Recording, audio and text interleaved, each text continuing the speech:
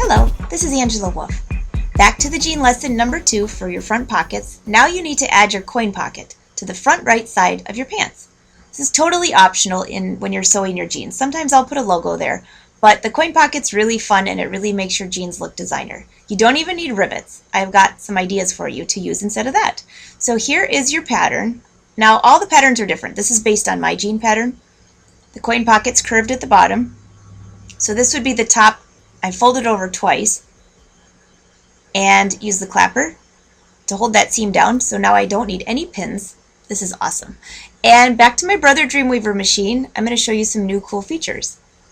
So my laser light was lined up with the right side of my pocket and my presser foot is down. Notice that the laser light is flashing. What I'm doing is I'm touching where I want my needle to sew. I simply touch there, hit OK, and this is kind of hard for you to see, but focus. The laser light moved to the right and the needle moved to the left. That's it. And now I'm just going to stitch. I think I'm using a 4.0 stitch just like I did before, or 4.5, I don't know, whatever you're using. And you can either use jean thread or 2 spools of thread. There we go, there's our stitch line. Now double check the back to make sure you don't have any skipped stitches. I had a little thread there that I'm going to cut off, but it wasn't skipped. And then we need to finish off the edges of your right hand and left hand side of the coin pocket because we don't want those to fray. I'm serging mine and I'm purposely showing you this because for those of you that are afraid to use a serger, it's so easy. The one thing you need to do though is see how long a thread I leave at the end. There's a reason for that because if you leave it short, your machine can come unthreaded, which is what we all dread. Although they're much easier to thread now than they used to be. So I'm just going to simply press under each side of my pocket, steam press it, smash it with the clapper so I don't need to use pins.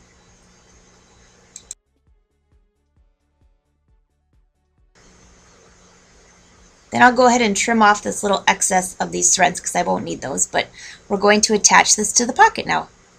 But first, hammer. Remember I told you if you want to really make sure that you don't have any problem with stitching, I'm going to be doing zigzag stitching here and a lot of top stitching, so I hammer the death out of the seam just to thin out that denim. This is kind of a thick denim, so just hammer away. Now, if you're worried about distressing, hammer from the wrong side of the garment.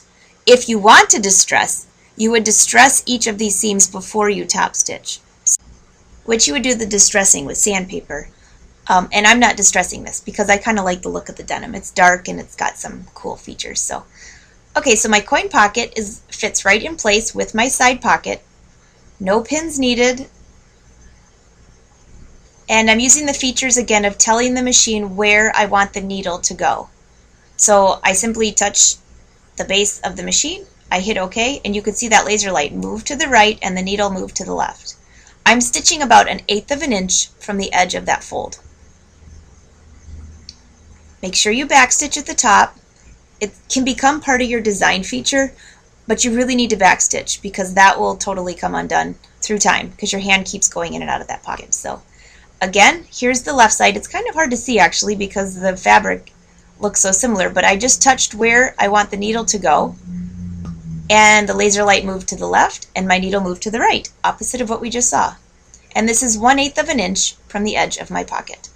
Again, I'm going to backstitch, forward and backstitch, and stitch all the way down to the bottom. You do not need to backstitch at the bottom because we'll be serging that and finishing that edge off anyways. Now here I have chalk and I'm marking where I want my next seam line to go. It's easier to do it with chalk because then you can follow the line. I know exactly how far I want this to be. 5/8 of an inch. Nope, I decided I want 1/2 of an inch. And here on the right I have 1/2 an inch. Nice view of my hand there. So here we go. Now look at this line's a little crooked. That's why I like to do it with chalk so I can even it out. So what I'm doing is I'm starting further out at the top and then angling down. If you look at some of your designer jeans in the stores, this is kind of a fun thing that they do. I love that. It's so, it just makes it unique.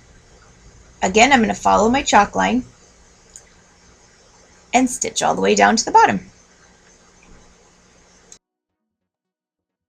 Grab that hammer one more time. I'm going to put some zigzag stitches at the top here, and I just want to make sure that that fabric is really condensed. And see how cool those top stitching lines look? They started at a 1/2 of an inch and then they angled into about 3/8 of an inch. It's just kind of a fun design feature, so you can see it better when it's all on one program. So now, of course, I have to brag about one more cool feature here. I want to do a quick zigzag stitch to secure. I'm not going to use a rivet, I'm going to use a zigzag. So what I'm doing here, which you'd have to really see this machine in person to get this whole effect, but all I'm doing is touching to the far left and hitting OK and touching to the far right. You can see my little laser light flashing. It's stopped now, so it's all set. So I've actually told the machine where I want my zigzag stitch, how wide I want it. It's so easy. All I do is I put my presser foot down, touch my little pen pal to the left, hit OK, touch it to the right, hit OK, and it's perfect.